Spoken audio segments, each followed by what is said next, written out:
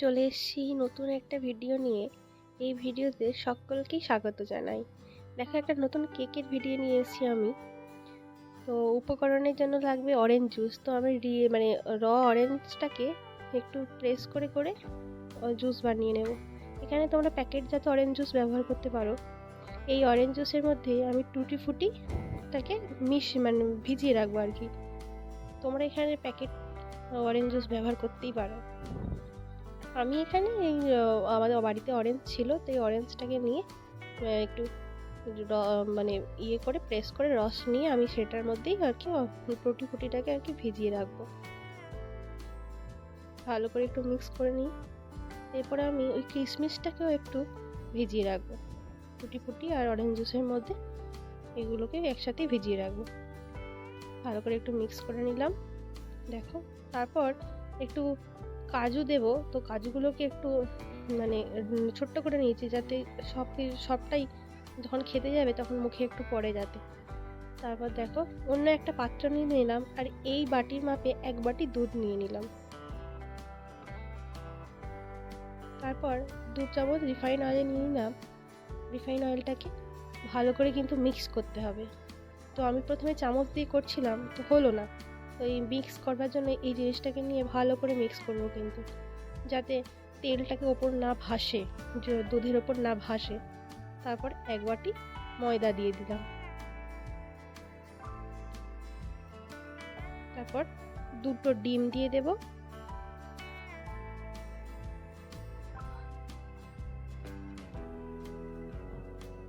এরপর 1 বাটি চিনির ডাস্ট দিয়ে দিলাম আমরা।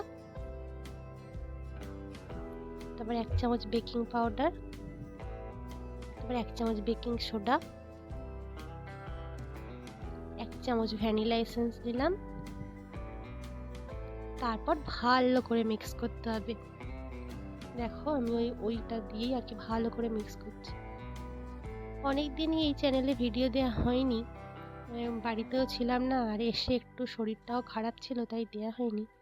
এরপর চেষ্টা করব রেগুলার ভিডিও দেওয়ার। দেখো, ভালো করে মিক্স করে নিলাম। দেখো, এইরকম একটা থিকনেস আসবে, তখন আমরা মিক্স করা বন্ধ করে দেবো। দেখো, এইরকম একটা থিকনেস। তারপর আমরা এই চেরিটাকে দিয়ে দিলাম। ভিজিয়ে রাখা টুটি ফুটি আর কিশমিশটাকেও দিয়ে দিলাম আমরা। দেখো,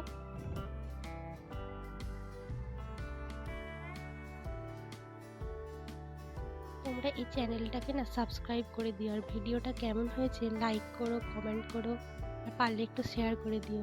এইভাবে কিন্তু আমার পাশে থেকো তোমরা। তারপর কাজুটা দিয়ে দিলাম। তারপর আরও একটু ভালো করে মিক্স করছি।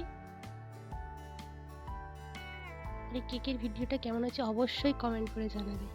আমার বাড়িতে কেক বসানোর মোল্ড নেই, তাই বাড়িতে থাকে এরকম একটা পাত্রেই আমি কেকটাকে বসাবো। তাই কিছুটা তেল দিয়ে সেটাকে, সেই পাত্রটাকে একটু ব্রাশ করে নিলাম। দেখো, তোমরা বাড়িতে কেক বসানোর মোল্ড থাকলে অবশ্যই তাতেই বসাবে। আমার নেই, তাই আমি এই বাসনটাতে বসাচ্ছি। তো এতে বসালেও কোনো অসুবিধা হবে না। আমরা তো প্রফেশনাল নই, তাই এরকম কিছু থাকে না, বা সব সময় কেক বানাই না। যারা বানান তাদের বাড়িতে অবশ্যই থাকবে। তারপর গ্যাস জ্বালিয়ে অন্যদিকে আমি এই কড়াইটাকে ফ্রি হিট করতে বসিয়ে দিলাম। তারপর এই পাত্রে ব্যাটারটাকে ঢেলে নিলাম। সুন্দর করে ব্যাটারটাকে ঢেলে নিলাম। দেখো, একটু ঝাঁকিয়ে নিলাম, যদি কোনো আর কি স্পেস থেকে থাকে, কোনো বায়ু থেকে থাকে, সেটা ফিল আপ হয়ে যাবে। তারপর একটু চেরি দিয়ে সাজিয়ে নিলাম ওপরটাকে।